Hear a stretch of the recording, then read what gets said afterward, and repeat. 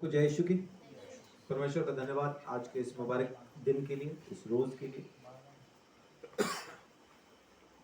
आज हम देखने वाले हैं तीसरा दिन, प्रभु यीशु मसीह की जिंदगी के आखिरी हफ्ते का तीसरा दिन। यानी अगर देखा जाए सोमवार मंगलवार के हिसाब से तो मंगलवार यीशु मसीह की जिंदगी के आखिरी हफ्ते का तीसरा दिन। कल के दिन में प्रभु यीशु मसीह ने क्या किया था? कल प्रभु यीशु मसीह यरूशलेम में आया और मंदिर को उसने साफ कर दिया, मंदिर को साफ किया और एक पेड़ को कह के गया,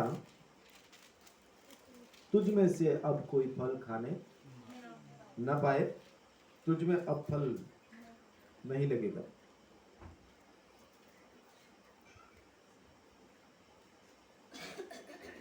तो जैसा हम अपनी स्टडी में देख रहे हैं तो उस हिसाब से शुरू करते हैं उत्पत्ति से। तीसरा दिन 1:9 से 13।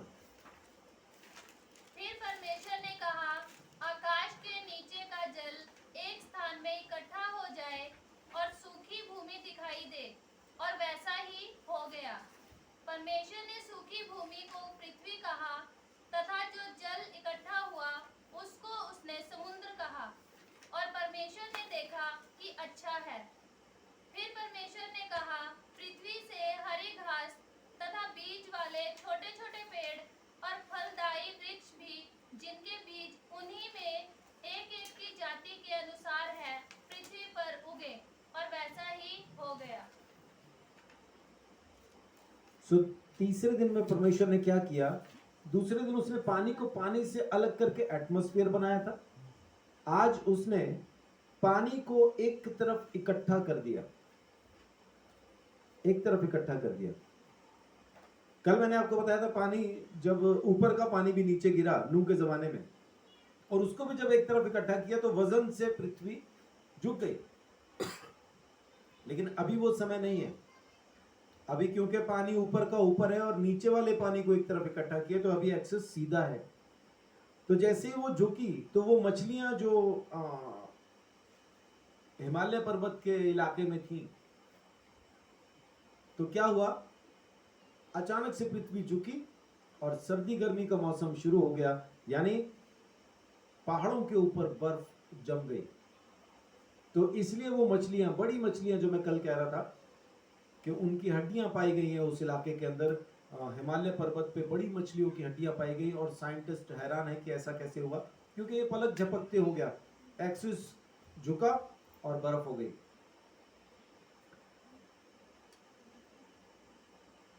साउथ पोल या नॉर्थ पोल, दोनों में से एक जगह पे, मेरा ख्याल साउथ पोल पे शायद, ऐसे हाथी मिले हैं जो खड़े खड़े जम गए थे,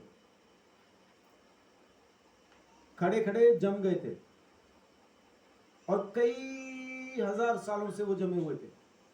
उनको जब लिया गया, उनको जब काटा गया, तो उनके पेट के अंदर से ताजी घास निकल आई। इसका मतलब खाना खाते खाते जम गए थे, घास खाते खाते जम गए थे। तो ऐसा कैसे हुआ? जैसे ही पानी एक तरफ इकट्ठा हुआ, जमीन का जो एक्सिस है वो 66.5 डिग्री के टिल्ट पे जैसे ही हुआ, तो इन इलाकों में बर्फ जम गई, एकदम से जम गया, अचानक से, जिसको हिमयुग कह देते हैं लोग, कि अचानक से बर्फ जम गई थी। तो बर्फ जमने का यही कारण था कि जमीन का एक्सिस 66.5 डिग्री टिल्ट पे चला गया था। तो आज परमेश्वर ने क्या किया है तीसरे दिन में? जो जमीन पे पानी रह गया था उसको एक तरफ इकट्ठा करके उसको समुद्र कहा, और जो सूखी जमीन नीचे से निकल आई, उस सूखी जमीन को उस खुदा ने धरती कहा, पृथ्वी कहा, भूमि कहा। पहले दूसरे दिन में उसने बनाया था वातावरण, सांस लेने की जगह। अब उसने बनाया आदम के लिए बसने की जगह, उसके खाने पीने की जगह। और तीसरे दिन में परमेश्वर ने सारा खाना तैयार कर दिया जिससे आदम जिंदा रहता है, या जमीन का हर एक प्राणी जिंदा रहता है। हर एक के लिए उसने ऐसा इंतजाम कर दिया कि जो चाहे सो खा सके। और इसको गौर से आप देखें कि जब आप इसको पढ़ेंगे तो इसमें कहीं आपको यह नहीं मिलेगा कि परमेश्वर ने ऊंट कटारे या अजीब सी झाड़ियां उगा दी। उसमें क्या उगाया? खाने पीने के लिए फसल, फूल, फल, वही उगाया। या तो देखने में अच्छा हो या खाने के लिए अच्छा हो। ऊंट कटारे वगैरह कुछ नहीं उगाया, क्योंकि ये आदम के पाप की वजह से बाद में हो गए। परमेश्वर ने कहा कि अब से पृथ्वी ऊंट कटारे उगाएगी, पाप की वजह से, क्योंकि श्रापित हो गई। आदम के पाप की वजह से पृथ्वी श्रापित है, पृथ्वी की सारी उपज श्रापित है। इसलिए प्रार्थना करके खाना ही चाहिए, क्योंकि सब श्रापित है। हर एक चीज के ऊपर श्राप है, उसको खत्म करके हमको खाने की जरूरत है। तो परमेश्वर ने सब कुछ भला बनाया था, बहुत अच्छा बनाया था, अनंत जीवन के लिए बनाया था। कैसी भी कोई कमी वहां पे उसने नहीं रख छोड़ी थी। सब कुछ उसने अपनी तरफ से बहुत खूबसूरत, बहुत बेहतरीन बनाया था। परमेश्वर के उस इंतजाम पे हमें विश्वास करने की जरूरत है कि परमेश्वर ने हमारे लिए सब कुछ बहुत अच्छा बनाया। आमीन। हमारे बसने की जगह, खाने पीने की जगह परमेश्वर ने हमारे लिए तैयार कर दी थी। ये तीसरे दिन में हुआ। तो आइए देखें तीसरी मोहर के बारे में।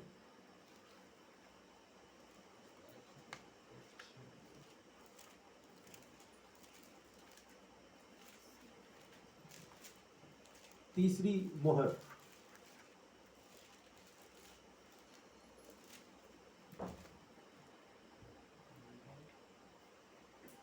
कहां पे है? प्रकाशित वाक्य 6 का 5 से 6, 5-6 में। जब उसने तीसरी मोहर खोली हम्म। तो मैंने तीसरे प्राणी को यह कहते सुना, आ, मैंने दृष्टि की और देखो एक काला घोड़ा है और उसके सवार के हाथ में एक तराजू है। और मैंने उन चारों प्राणियों के बीच में से एक शब्द यह कहते सुना, दिनार का सेर भर गेहूं और दिनार का 3 सेर जौ, पर तेल और दाखरस की हानि ना करना। जी, क्या लिखा है वहां पे? कि मैंने एक ऐसा घुड़सवार देखा, एक ऐसा सवार देखा जो किस रंग के घोड़े पे है? काले रंग के घोड़े पे। और उसको क्या अधिकार दिया गया है? अकाल का अधिकार। अकाल का अधिकार डाल दिया गया उसके ऊपर।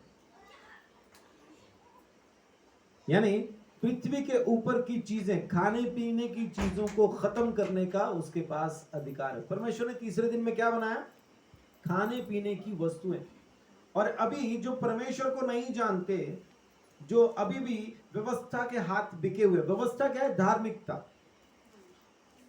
जो धर्म के हाथ में बिके हुए, हिंदू हो, मुसलमान हो, सिख हो, ईसाई हो। आज की तारीख में बहुत से ईसाई धार्मिकता के हाथ में बिके हुए। उनको आज भी क्रिश्चियनिटी जो है, यीशु मसीह जो है, वो धर्म के जैसा समझ में आता। यीशु धर्म नहीं है, धर्म से आजाद करने के लिए आया। आमीन। खाने पीने की चीजों के ऊपर अकाल। और तीसरे दिन में परमेश्वर ने बनाया था हमारे लिए खाना और पीना।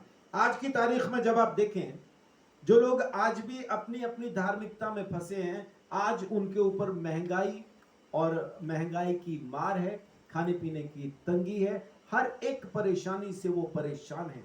क्यों? क्योंकि अभी तक प्रभु यीशु मसीह ने उनके ऊपर से इस तीसरी मोहर को खत्म नहीं किया, या उन्होंने करवाया नहीं। अभी भी वो इस तीसरी मोहर के अंदर ही जी रहे। इस तीसरी मोहर से अभी आजाद नहीं हुए।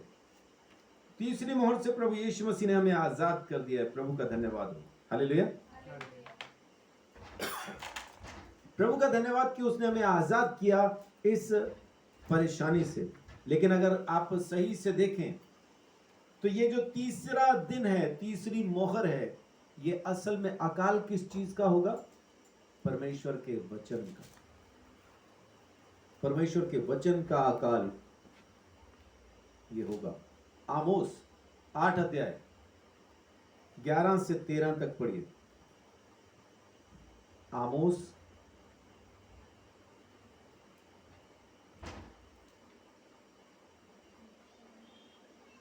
दानियल के बाद होशे आएगा, होशे के आगे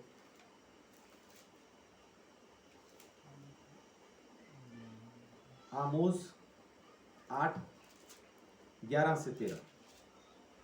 परमेश्वर यहोवा की यह वाणी है, देखो ऐसे दिन आते हैं जब मैं इस देश में महंगी करूंगा,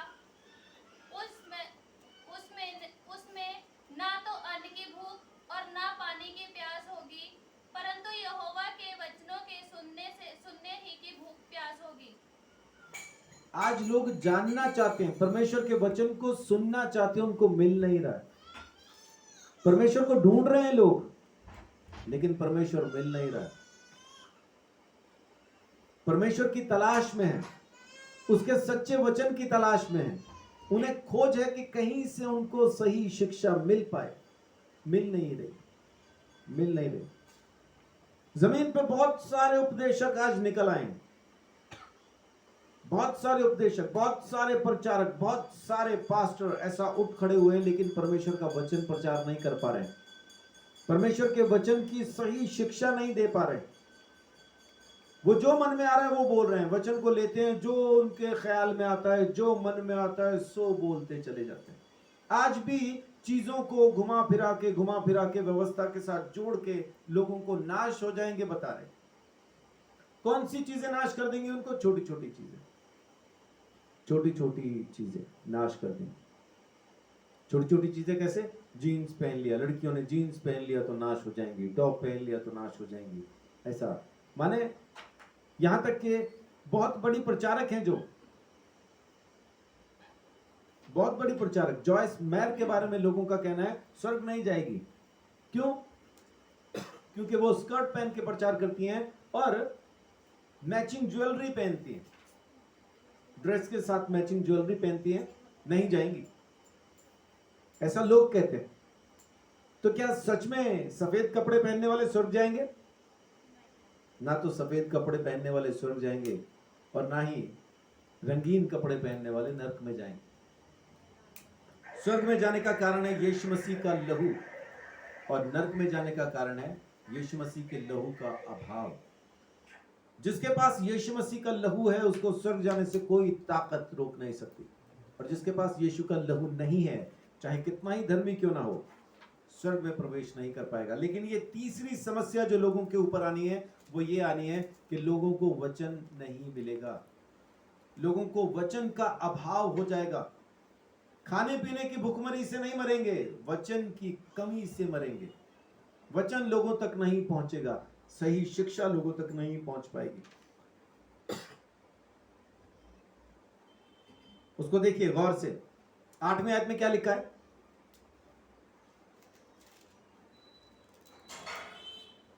क्या इस कारण भूमि ना कांपेगी? माफ कीजिए, जो पहले पढ़ा आपने उसका 11 से 13 तक पढ़ा आपने? नहीं, हाँ, आगे पढ़िए उसको। लोग यहोवा के वचन की खोज में समुद्र से समुद्र तक और उत्तर से पूर्व तक मारे फिरेंगे, परंतु उसको ना पाएंगे। उस समय सुंदर कुमारियां और जवान पुरुष दोनों प्यास के मारे मूर्छा खाएंगे। जो लोग सामरिया के पाप मूल देवता की शपथ खाते हैं और जो कहते हैं दान के देवता के जीवन की शपथ और बेशेरबा के पंथ की शपथ, वे सब गिर पड़ेंगे और फिर न उठेंगे। ये वही दो जगह हैं जिनके बारे में मैं कह रहा था। यारोबाम ने जो दो जगह पे बाल देवता की तस्वीरों को, मूर्तियों को खड़ा किया, लाटों को खड़ा किया, ये वही जगह है, दान और बेरशेबा। जवान भी मूर्छा खा खा के गिरेंगे। क्यों? क्योंकि उनको खाने पीने के लिए वो नहीं मिलेगा जो उनको चाहिए। दानियल नबी ने इसके बारे में भविष्यवाणी की है।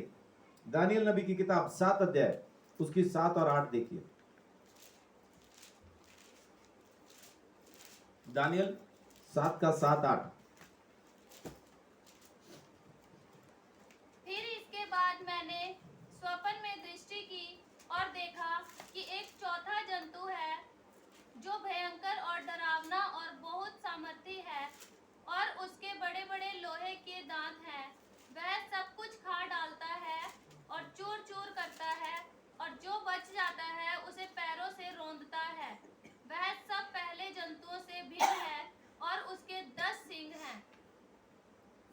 तक पढ़ दिया। मैं उन सिंगों को ध्यान से देख रहा था तो क्या देखा कि उनके बीच एक और छोटा सा सिंग निकला और उसके बल से उन पहले सिंगों में से 3 उखाड़े गए। फिर मैंने देखा कि इस सिंग में मनुष्य की सी आंखें और बड़ा बोलने वाला मुंह भी है। जी, अभी यहाँ पे क्या है कि शैतान की ताकत पहले से भी ज्यादा बढ़ जाएगी तो करेगा क्या? प्रचार करना शुरू करेगा, बड़े बोल बोलना शुरू करेगा। बड़े बोल किसको कहते हैं? मैं ही मैं हूं, दूसरा कोई नहीं।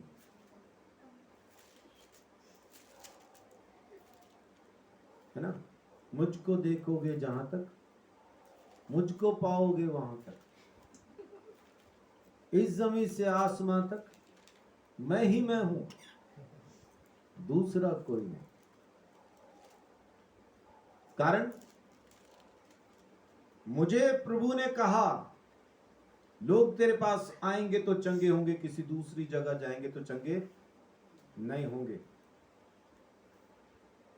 इससे भी बड़ा कोई बोल हो सकता है क्या? तुम्हारे चर्च में प्रभु यीशु मसीह काम नहीं कर रहा, मेरे चर्च में काम करता है, क्योंकि मैंने उसको तनख्वाह पे रखा हुआ।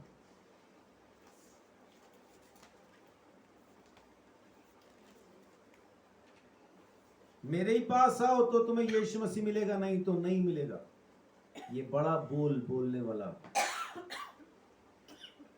झूठे प्रचारकों का सिलसिला शुरू होगा। अंत के दिनों की निशानियां, यानी ये मोहर हमारे ऊपर भी थी, हम भी इसी में नाश होने वाले थे। बिना यीशु मसीह को जाने जो चंगाइयों के पीछे हैं, जो चमत्कारों के पीछे हैं, आज भी इसी मोहर के नीचे हैं, क्योंकि यीशु के लहू को नहीं पहचाना उन्होंने, यीशु के लहू की सामर्थ को नहीं पहचाना, और आज तक नहीं समझ पाए कि वचन के अकाल में भूखे मर रहे हैं। वो खाली चिन्ह चमत्कार के आसपास नाच रहे हैं, जैसे जंगल में आदिवासी आग के इर्द गिर्द नाचते हैं, हु का वो का, ये चमत्कारों के इर्द गिर्द नाच रहे हैं। और इनका परमेश्वर यीशु नहीं है, इनका परमेश्वर चमत्कार है। अगर चमत्कार होता रहेगा ये हु का वो का लगे रहेंगे, और जैसे ही चमत्कार खत्म, एक भी ऐसा काम हुआ जो इनका पूरा ना हुआ, जिसको देख के इन्होंने कहा कि नहीं यहां तो कुछ नहीं है, तो ये अपनी आग बदल लेंगे, तुरंत किसी और जगह पहुंचेंगे और वहां चमत्कार होने के बाद ऐसा ही नाच वहां भी करेंगे, हु का वो का, क्योंकि इनका चमत्कार परमेश्वर है। ये यीशु को नहीं जानते। वचन के अभाव की वजह से आत्माएं नाश हो रही, परमेश्वर का ज्ञान ना होने की वजह से। और कौन लोग मर रहे हैं? जो परमेश्वर के ही हैं। प्रभु यीशु मसीह, परमेश्वर क्या कहता है? मेरा ज्ञान न होने की वजह से मेरी प्रजा नाश हो रही। होशे 4:6 में लिखा, मेरा ज्ञान न होने की वजह से मेरी प्रजा नाश हो रही। इस तीसरी मोहर को समझना हमारे लिए इसीलिए जरूरी। देखिए 7 अध्याय जो आपने खोला है उसका 19 से लेके 21 तक पढ़िए। तब मेरे मन में यह इच्छा हुई कि उस चौथे जंतु का भेद भी जान लूं, जो अन्य तीनों से भिन्न और अति भयंकर था, और जिसके दांत लोहे के और नख पीतल के थे। वह सब कुछ खा डालता और चूर चूर करता और बचे हुए को पैरों से रौंद डालता था। फिर उसके सिर में के 10 सींगों का भेद, और जिस नए सींग के निकलने से 3 सींग गिर गए, अर्थात जिस सींग की आंखें और बड़ा बोलने वाला मुंह और सब अन्य सींगों से अधिक भयंकर था, उसका भी भेद जानने की मुझे इच्छा हुई। फिर मैंने देखा था कि वह सिंह पवित्र लोगों के संग लड़ाई करके उन पर उस समय तक प्रबल भी हो गया। किन लोगों पे? पवित्र लोगों पे, परमेश्वर के लोगों के ऊपर उनसे लड़ाई करके उन पे प्रबल भी हो गया। प्रभु यीशु मसीह ने भी कहा, भरमाया ना जाना, आखिर के दिनों में आएंगे, चिन्ह चमत्कार करेंगे, मुर्दों को भी जिंदा करेंगे, लेकिन तुम उनके पीछे ना हो लेना। लेकिन लोग आज खाली उन्हीं के पीछे हैं जो मुर्दों को जिंदा कर रहे हैं। जो परमेश्वर का वचन सिखा रहे वहां पे कोई नहीं आता, वहां नहीं आता कोई। लोग वहीं जा रहे हैं जहां पे चमत्कार हो रहे हैं, बस उधर ही ख्याल है, वही ध्यान है। लोग सीखना नहीं चाहते, बढ़ना नहीं चाहते, आत्मा में नाश हो रहे हैं, लेकिन हालेलुया बोल के नाचते खाली उधर जाके। मैं एक जगह में था, सामने पासबान थे, 350 के आसपास सामने पासबान थे। उनको 6 दिन के लिए हम लोग सिखा रहे थे, माफ कीजिए 3 दिन के लिए सिखा रहे थे। 6 प्रचारक थे, 5 केरला से थे, एक अकेला मैं नॉर्थ इंडिया से था। ये अपने आप में चमत्कार है।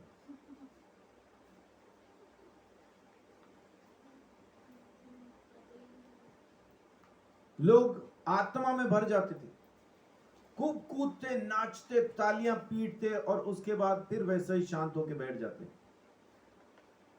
मेरी समझ के बाहर था ये मामला।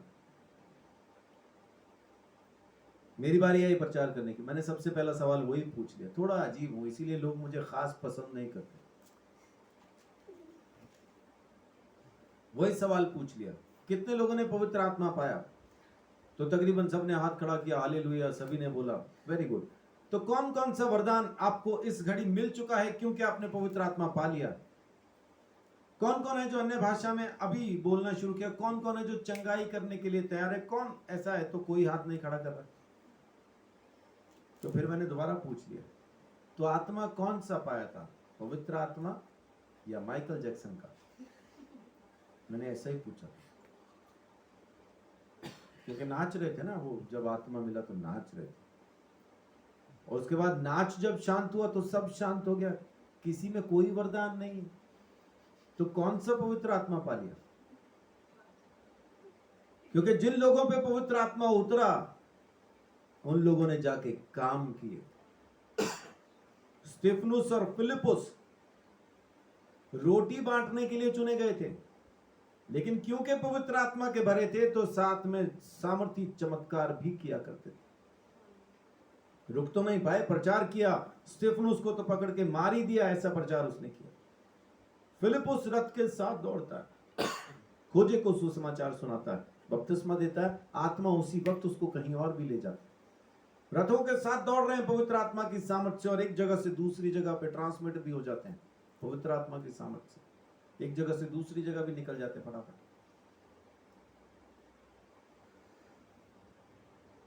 परमेश्वर का आत्मा, पवित्र लोग कौन है? जो परमेश्वर को जानते हैं, पहचानते हैं, उसकी तलाश है, उसकी भूख है। ऐसे लोगों को भी ये भरमा लेगा, बड़े बोल वाला मुंह भरमा लेगा। और लोग भरमाए जाते हैं, भीड़ देख के खुश होते हैं। बड़ा भीड़ है तो वो बड़ा चर्च है, भीड़ कम है तो छोटा चर्च है।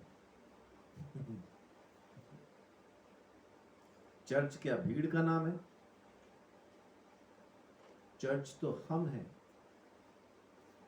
2 जन जहां पे होंगे मेरा प्रभु यीशु वहीं पे होगा। इससे बड़ा चर्च बताओ मुझे कौन सा होगा जहां यीशु खुद मौजूद हो? इससे बड़ा कोई चर्च नहीं।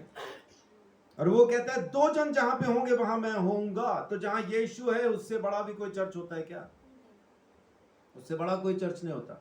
लेकिन लोग क्या कहते हैं? भीड़ है तो बड़ा है, भीड़ नहीं है तो छोटा है। ये बड़ा पादरी है, क्यों? क्योंकि इसके पास भीड़ बड़ी है। ये प्रभु के छोटे दास हैं, क्यों? इनके पास भीड़ छोटी। मैं आपको बताऊं, फिर जमीन के ऊपर सबसे छोटा दास कौन है? सबसे छोटा पास्टर कौन है? खुद प्रभु यीशु मसीह। उसके चर्च में कितने लोग हैं? 12 में से एक ने बेच दिया, रह गए 11 में से 3 को अपने साथ लेके जाता है वो जब प्रार्थना करनी होती है, तो रह गए 3 में से भी 2 भाग गए, रह गया 1। तो सबसे फेल मिनिस्ट्री तो फिर यीशु की है। उसके पास है ही नहीं भीड़। आज हम प्रचार कर रहे हैं यीशु मसीह के नाम से कि यीशु के नाम से, यीशु को खाओ, यीशु को पियो, अनंत जीवन मिलेगा। यही प्रचार है अपना। यीशु मसीह ने भी किया यही प्रचार यूहन्ना 6 अध्याय में। मेरा मांस खाने की वस्तु, मेरा खून पीने की वस्तु है। जो मेरे मांस में से ना खाए, जो मेरे खून में ना पिए, वो मेरे साथ रहने के, मेरा चेला बनने के, मेरे पीछे चलने के योग्य नहीं। उसका स्वर्ग राज्य में हिस्सा नहीं होगा जो मुझ में से नहीं खाता पीता। तो क्या हुआ? यूहन्ना 6:66 कहता है कि बहुत सारे यीशु मसीह को छोड़ के चले गए और उसके बाद यीशु के पीछे नहीं चले।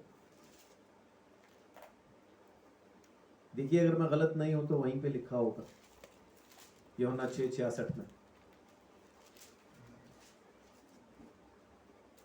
इस पर उसके चेलों में से बहुत से उल्टे फिर गए और उसके बाद उसके साथ ना चले। हाँ, यीशु मसीह प्रचार करता है मेरा खून पीने की वस्तु, मेरा मांस खाने की वस्तु है, उसके चेले छोड़ के चले जाते हैं। तो फिर यीशु मसीह कैसा प्रचारक है, कैसा पास्टर है? वो तो फिर छोटा पास्टर है। सो प्रभु का धन्यवाद कि हम उस छोटे पास्टर के छोटे छोटे सेवक हैं। हम बड़े पास्टर नहीं हैं। प्रभु का धन्यवाद। जो बड़ा बनना चाहता है याद रखे, क्योंकि ये बड़ा बोल बोलने वाला उसके सर पे चढ़ के बोलेगा। दो आ गए थे यीशु मसीह के पास, उसकी मां सिफारिश लेके आ गई, मेरे एक लड़के को दाएं एक लड़के को बाएं रखना। यीशु कह रहा जहां मैं जाने वाला हूं ना ये दाएं आएगा ना बाएं आएगा, ये निकल लेंगे, तेरे जो तेरे लौंडे हैं निकल लेंगे। मां, तेरे लौंडे दौड़ जाएंगे, जहां मैं जाने को हूं वो प्याला ये नहीं पी सकते। बाद में पता चला दाएं भी डाकू था बाएं भी डाकू था, वो भी सूली पे था ये भी सूली पे था।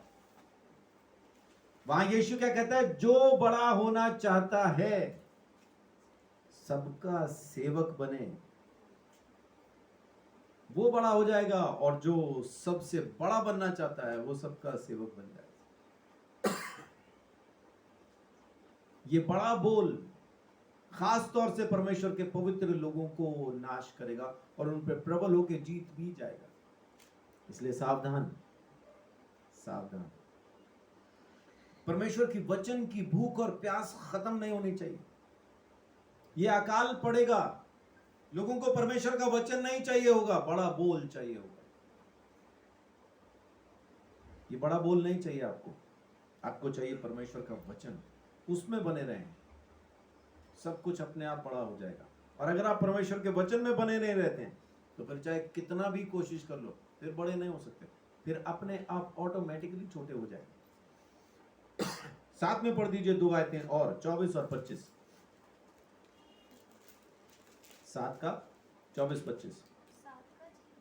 7 का नहीं, वहां पे दानियल में, दानियल 7 का 24-25। उन 10 सिंगों का अर्थ यह है कि उस राज्य में से 10 राजा उठेंगे और उनके बाद उन पहले से एक और राजा उठेगा जो 3 राजाओं को गिरा देगा, और वह परम प्रधान के विरुद्ध बातें कहेगा और परम प्रधान के पवित्र लोगों को पीस डालेगा और समय और व्यवस्था के बदल देने की आशा करेगा, वरन 3.5 काल तक वे सब उसके वश में कर दिए जाएंगे। तो इस तरह से शैतान अपना कब्जा पूरी दुनिया पे कर लेगा, अकाल की वजह से, परमेश्वर के वचन के अकाल की वजह से। और लोग इन्हीं रुतबों के चक्कर में, पदवियों के चक्कर में, ओहदों के चक्कर में उसको सारा अधिकार दे देंगे और इस तरह से सारी जमीन उसके वश में चली जाएगी। ये तीसरी मोहर है, अकाल की मोहर। खाने पीने के साथ साथ खास तौर से परमेश्वर के वचन के अकाल की मोहर। तो परमेश्वर ने सबसे जो तीसरे दिन में बनाया, क्या बनाया? खाने पीने की चीजें, और इसका अकाल पड़ेगा। प्रभु यीशु मसीह ने मत्ती 4:4 में कहा कि मनुष्य केवल रोटी ही से नहीं परंतु परमेश्वर के मुंह से निकलने वाले हर एक वचन से जिंदा रहेगा। तो अपनी असल रोटी, अपना असल पानी परमेश्वर का वचन है, उसको खाते पीते रहना बहुत जरूरी है। फिर जमीन के ऊपर की जो महंगाई है वो भी आपको छू ना पाएगी। क्यों? क्योंकि आप परमेश्वर के वचन में होंगे और परमेश्वर के वचन में रहने वालों के अधीन सारी कायनात रहती है। आमीन। अब चलिए यीशु मसीह के साथ एंटर करते हैं यरूशलेम में। तीसरा दिन, मत्ती 11 अध्याय उसकी 20 से पढ़िए। आज सारा नहीं पढ़ पाएंगे तो 20 से 26 तक पढ़िए, क्योंकि आज के दिन में बहुत कुछ यीशु मसीह ने कहा और किया। तब वह उन नगरों को उलाहना देने लगा जिनमें उसने बहुत से सामर्थ के काम किए थे, क्योंकि उन्होंने अपना मन नहीं फिराया था। हाय ये मरकुस 11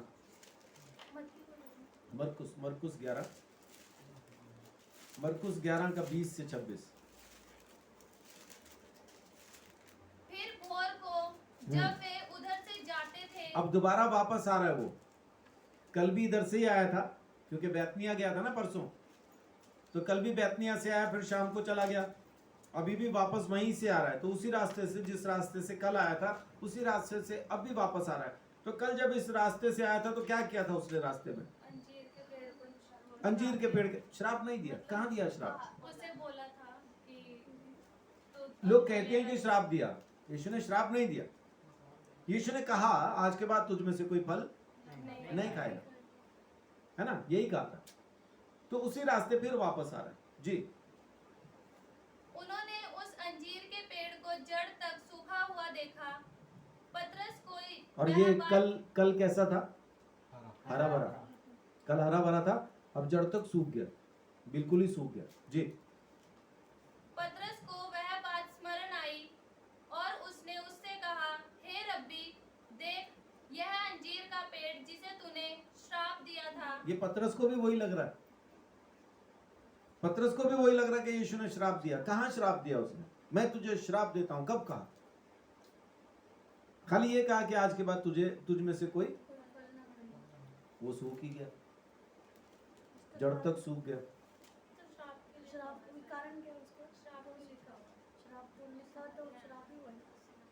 उसको मिला नहीं, फल खाने गया, फल मिला नहीं उसमें से। उसका रचने वाला, उसका बनाने वाला उसके पास फल ढूंढने आए, उसमें फल होना ही चाहिए, चाहे तुरंत उसी वक्त पैदा करे, होना चाहिए। नहीं मिला, नहीं मिला। परमेश्वर प्रभु ने कहा कोई फल ना खाए। अब ये तो नहीं कहा था सूख जा, खत्म हो जा, ये नहीं कहा था। लेकिन वो पेड़, उस पेड़ को अगर आप गौर से देखें तो उसने जब देखा कि मेरे प्रभु, जब मेरा बनाने वाला, रचने वाला मेरे पास आया और मेरे पास देने के लिए कुछ नहीं था, और वो कह के चला गया कि तुझ में से कोई खाए भी ना, तो मेरे हरे भरे रहने से भी कुछ फायदा नहीं, क्योंकि मैं अपने सृष्टिकर्ता को फल नहीं दे पाया जब उसको चाहिए था।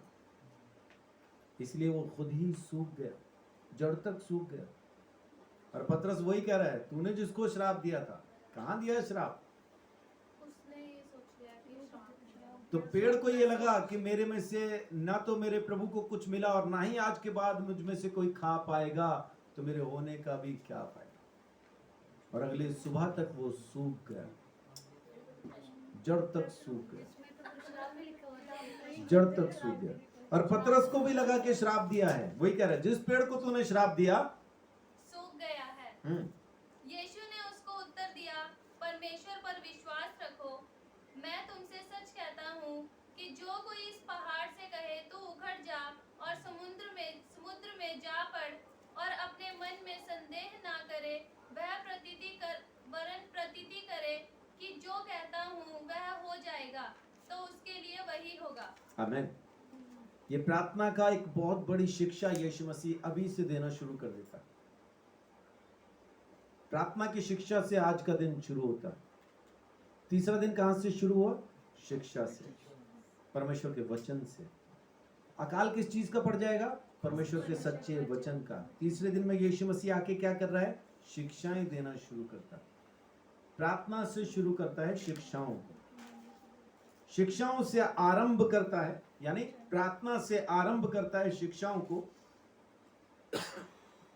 उसके बाद 27 आयत से लेके, जब आप देखें 27 से लेके 12 का 12 तक, तो वहां पे लिखा है कि मंदिर में शिक्षा दे रहा है, मंदिर में शिक्षा दे रहा है। लोग उसके अधिकार को चुनौती देते हैं तो वहां पे वो दो बेटों का एक दृष्टांत सुनाता कि अच्छा कौन है। दाग की बारी में एक को भेजा, वही दृष्टांत है वहां पे।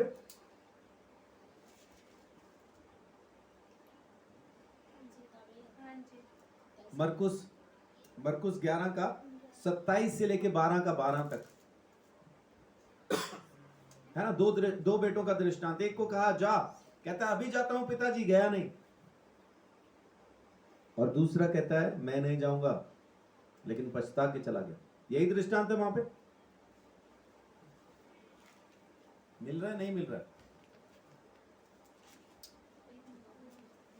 हाँ जी।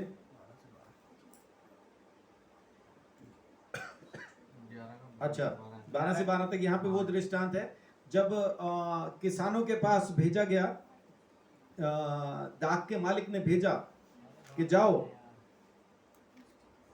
जाके किसानों से जिनको मैंने ठेका दिया है उनसे लेके आओ। तो वो उनको पीट के भगा देते हैं। हाँ, 11 का 27 से लेके 12 का 12 तक मैं बोल रहा हूँ ना। तो यहाँ पे शिक्षाएं चल रही हैं। देखिए 11 का 27 से क्या शिक्षा शुरू होती है। मंदिर के अंदर वो पहुंच जाता है और याजकों के साथ बात करना शुरू कर देता है। वो पूछते हैं कि तुझे कहां से अधिकार मिला।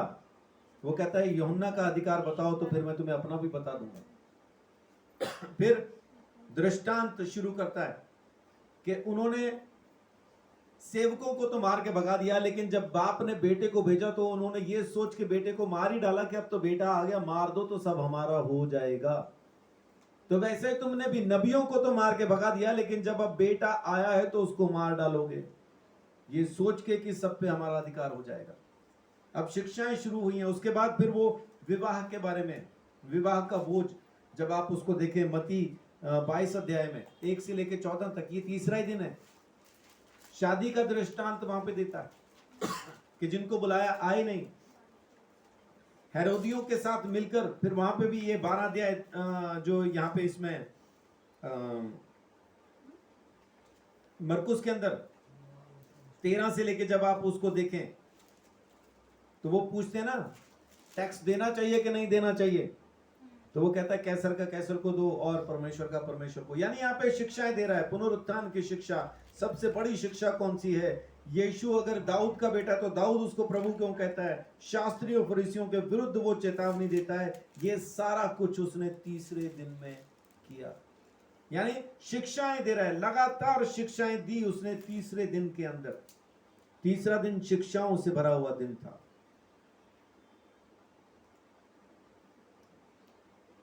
इसका मतलब तीसरा दिन खाने पीने की चीजों का दिन है। वचन के प्रचार का दिन था। इसी का अकाल पड़ेगा, शिक्षाओं का ही तो अकाल पड़ेगा। लोग सच्ची शिक्षा नहीं देंगे, झूठी शिक्षा देंगे।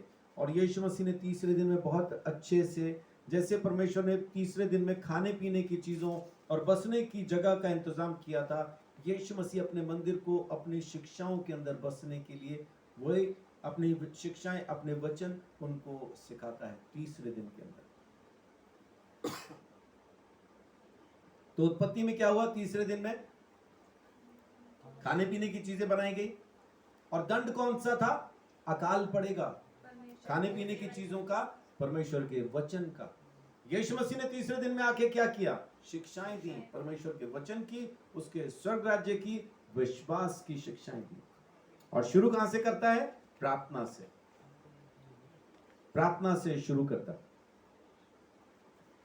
असल में हमारा भोजन क्या है? खाना पीना क्या है असल में हमारा? परमेश्वर का वचन। परमेश्वर का वचन, इसी का अकाल पड़ना। बड़ा बोलने वाले मुंह आएंगे और लोगों को भरमाएंगे और नाश करेंगे। अब देखिए तीसरा कलमा, यीशु मसीह सूली पे चढ़ के क्या कहता है? यूहन्ना 19 का 26-27। हे नारी, देखिए तेरा पुत्र। जी, यूहन्ना 19 का 26-27।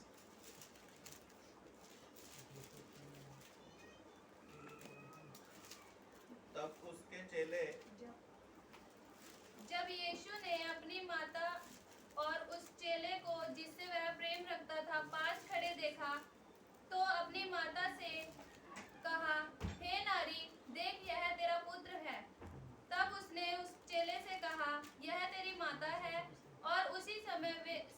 उसी समय से वह चेला उसे अपने घर ले गया। जी, यूहन्ना 19 का 26-27।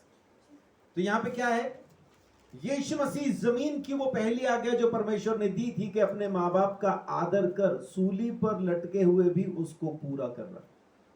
इसका मतलब शिक्षाओं की अहमियत क्या है वो हमको तीसरे वचन में बता रहा है। वचन का मानना कितना जरूरी है, वचन पे चलना कितना जरूरी है, प्रभु यीशु मसीह हमको अपने मौत के आखिरी समय में भी बता रहा है। अपनी मां को यूहन्ना के सुपुर्द करता है। क्यों? क्योंकि 5वीं आज्ञा जो परमेश्वर ने दी अपने हाथ से लिख के, 4 आज्ञाएं जो परमेश्वर से ताल्लुक रखती हैं, उसके बाद पहली आज्ञा जो जमीन की है वो यही है कि माँ बाप का आदर कर। आदर कर मतलब उनका ख्याल भी रखना और बातें भी मानना। तो प्रभु सूली पर चढ़ा हुआ भी उस आज्ञा को पूरा कर रहा है। क्यों? क्योंकि तीसरा दिन है, तीसरी आज्ञा है, तीसरी मोहर है जो कि शिक्षा से जुड़ी है। इसलिए यीशु मसीह तीसरी शिक्षा को यानी तीसरे कलाम को वहां पे कहता है कि ये तेरी मां है और ये तेरा बेटा। और यूहन्ना उसी वक्त से उसको अपने साथ अपने घर ले गया। उसी दिन से उसको अपनी मां करके उसने अपने पास रख ली। क्या यीशु मसीह के और भाई ना थे? उनके नाम भी लिखे हैं, कम से कम 4 भाई थे, कुछ नहीं तो 2 बहनें तो थी, क्योंकि 4 भाइयों के नाम लिखे हैं और साथ में लिखा है इसकी बहनें हमारे बीच में रहती। मरकुस 6 का 3 में ये बात आपको मिलती है, भाइयों के नाम मिलेंगे और ये लिखा होगा इसकी बहनें। तो कम से कम 4 भाई यीशु मसीह के हैं, 2 बहनें भी हैं, लेकिन यूहन्ना के सुपुर्द किया। कारण वो सामने है और वही उसका परिवार है जो उसकी बातों को सुनता और मानता। जो उसकी बातें सुनता और मानता नहीं, वो उसके परिवार का हिस्सा भी नहीं। सो यीशु मसीह ने वहां पे बहुत अच्छे से इस बात को कहा। निर्गमन 20 का 12 में जो आज्ञा है, माँ बाप का आदर कर, ये 5वीं आज्ञा है। और यीशु मसीह ने सूली पर लटके हुए भी उस आज्ञा को पूरा किया, उस आज्ञा को पूरा किया। निर्गमन 20 अध्याय के अंदर 10 आज्ञाएं दी गई हैं। उसकी 12वीं आयत के अंदर है कि अपने माँ बाप का आदर कर। और इफिसियों 6 अध्याय उसकी 1 से लेकर 3 तक जब आप पढ़ें तो वहां पे यही लिखा है कि ये वो पहली आज्ञा है जिसके साथ प्रतिज्ञा भी है कि जब तू माँ बाप का आदर करेगा तो मैं तेरा भला भी करूंगा और तू लंबी उम्र भी पाएगा। और फिलिपियों 2 का 8 में लिखा है कि यीशु मसीह यहां तक आज्ञाकारी रहा कि उसने मृत्यु, हाँ, क्रूस की मृत्यु भी सह ली। फिलिपियों 2 का 8 ये कहता है। तो इसका मतलब है कि तीसरा दिन खास तौर से जो था, या तीसरा कलमा कह लो, यीशु मसीह की जिंदगी का आखिरी हफ्ते का तीसरा दिन खास तौर से इस बात पे था कि अकाल पड़ने को है, इसलिए शिक्षाओं को नहीं छोड़ना।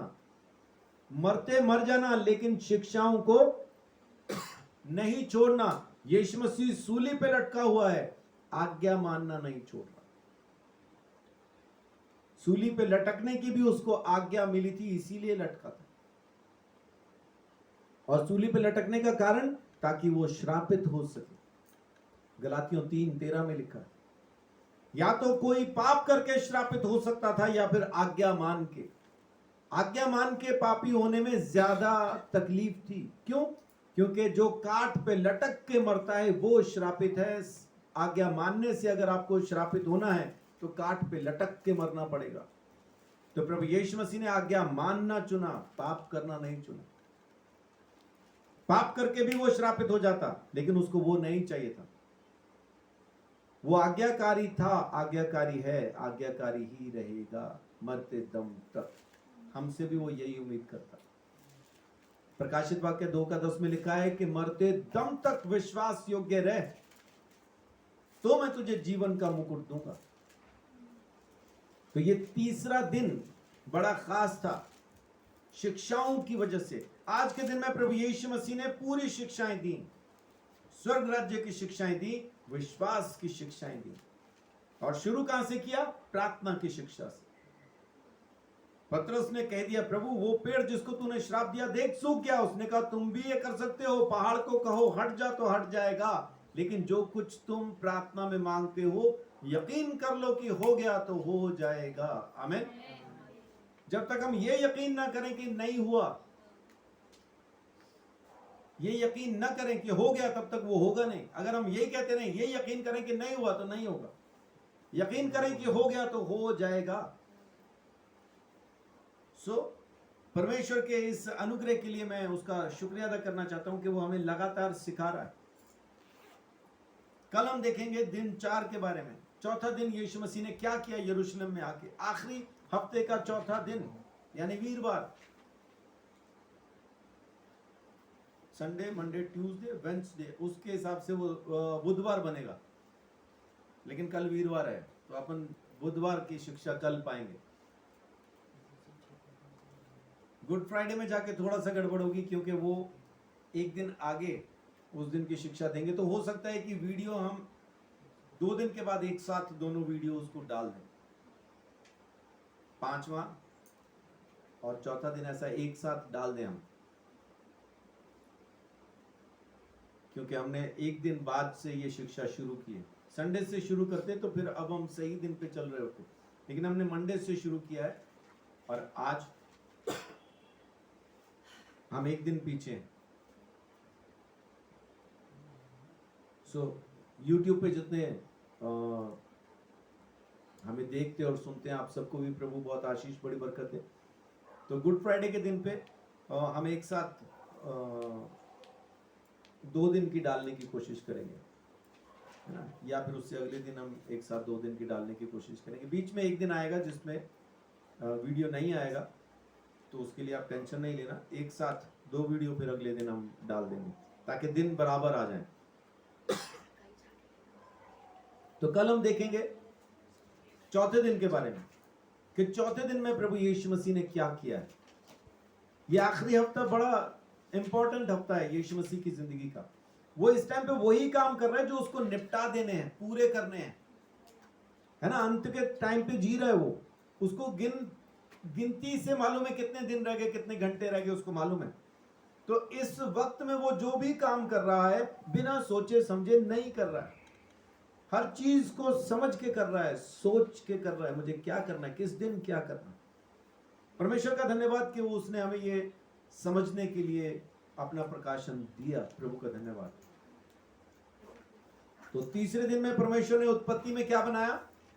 खाने पीने की चीजें और बसने की जगह। पानी को एक तरफ इकट्ठा करके सूखी जमीन निकाल दी और उस सूखी जमीन पे खाने पीने की चीजों को पैदा कर दिया। तीसरा श्राप, तीसरी मोहर क्या थी हमारे खिलाफ? अकाल की मोहर। अकाल की मोहर, वचन के अकाल की मोहर। तीसरे दिन में यीशु मसीह ने क्या किया? वचन ही वचन दिया, वचन ही वचन दिया, शिक्षाएं ही शिक्षाएं दी। प्रार्थना से शुरू करके विश्वास की शिक्षाएं देता हुआ स्वर्ग राज्य की शिक्षाओं को देता चला गया। तीसरे दिन में वही किया। और तीसरा कलमा उसने क्या कहा? वचन को पूरा करने के लिए, आज्ञा को पूरा करने के लिए तीसरा कलमा कहता है, हे नारी देख ये तेरा पुत्र और ये तेरी माँ। उसी दिन से वो चेला उसको अपने घर ले गया। सो ये तीसरा दिन था जो प्रभु यीशु मसीह ने अपने आखिरी हफ्ते में हमारे लिए बिताया। सो प्रभु यीशु मसीह का धन्यवाद। आप सबको प्रभु बहुत आशीष, बड़ी बरकत। जय श्री